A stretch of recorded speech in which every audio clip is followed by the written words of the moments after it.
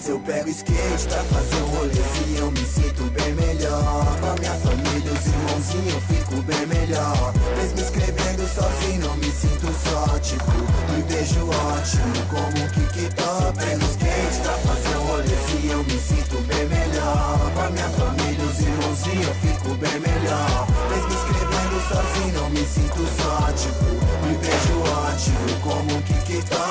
Eu quero irmão que levava a sério, andava todo dia sem medo, mistério, sonhava. Se jogava campeonato, ei, tinha vez que até colava chapado. Pior que na mão, o resultado era legal, seu estilo de skate era sobrenatural. Voava na rampa, seu switch era pampa, ao mesmo tempo muito natural. Era 20 flip no quintal, hoje é de cake no Uberá. Tipo capa da banca, vagaba do chão, a patroa que te engana e paga mal.